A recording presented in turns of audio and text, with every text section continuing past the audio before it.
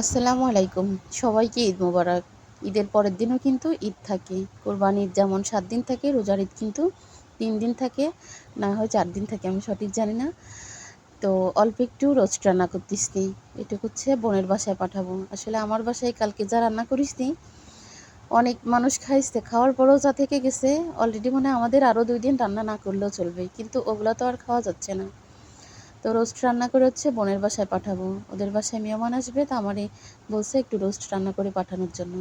কেমন হয়েছে বলেন তো রোস্টটা? আসলে পুরো রান্নার ভিডিওটা দেখাতে পারলাম না, একদম অল্প সময় কিন্তু রোস্ট করলাম। এটা হচ্ছে দেশি মোরগ দিয়ে রোস্ট রান্না করলাম। আমার কাছে মনে হয় দেশি মোরগের থেকে ব্রয়লার দিয়ে রোস্ট রান্না করলে মনে হয় বেশি ভালো লাগে। দেশি মোরগ একটু করে ভাজি করে নিয়েছি, ভাজি করে প্রেশার কুকারে দিয়ে একটু সেদ্ধ করে নিয়েছি, ভাপায় নিয়েছি, নিয়ে তারপর হচ্ছে মশলা বুনে মশলার ভিতরে দিয়ে দিচ্ছি। রোস্টটা কিন্তু অনেক মজা হয়েছে, সুন্দর হয়েছে। রাতে ফোন দিলাম যে রোস্ট কেমন হয়েছে, বললো যে মেহমানরা শুধু ওই রোস্টই খাইছে, ওরা অন্য কোনো তরকারি আর খায়নি। আমি জল চেখে দেখেই বুঝছিলাম যে অনেক সুন্দর হয়েছে। আর এখানে হচ্ছে রাতে আমার বাসার মেহমানের জন্য পোলাও রান্না করলাম।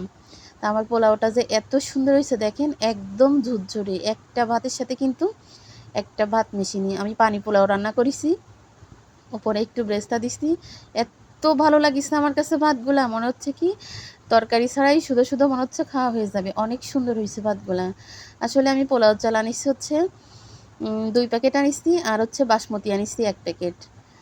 আর এই যে সকালবেলা আবার, আজকে ঈদের পরের দিন সকালবেলা আবার মুরগি আনালাম, ডিম পাড়া যে লাল লেয়ারগুলা, সবগুলা কিন্তু ২ কেজি, ২০০ গ্রাম, ১০০ গ্রাম, ৩০০ গ্রাম করে এক একটা। আবারও ৩টা মুরগি আনালাম। আগে ৩টা আনিয়া হয়েছে, এই ৩টা ৬টা। আসলে মানুষ ৩ জন হলে হবে কি, বাজার আল্লাহর রহমতে যা করি, কারণ আমরা ৩ জন যদি খাই তা হয়তো একবার বাজার করলে আমাদের ৩ মাস হয়ে যায়। কিন্তু মেহমান মেহমান মেহমান, এটাও কিন্তু আল্লাহর রহমত। ওই যে মুরগি আনালাম ৩টা, এখানে যে বড় যে সস, তার একটা সস শেষ হয়ে গেছিলো, কিন্তু বাজারের লিস্টে লিখতে মনে ছিল না। ২ প্যাকেট টেস্টি লবণ, আর এই যে এই চাল, এই চালগুলো বাজারে আপনারা যদি পোলাও চাল কিনতে যান, তো এই চালটা কিন্তু খুঁজে কিনবেন। এত সুন্দর ভাত হয়।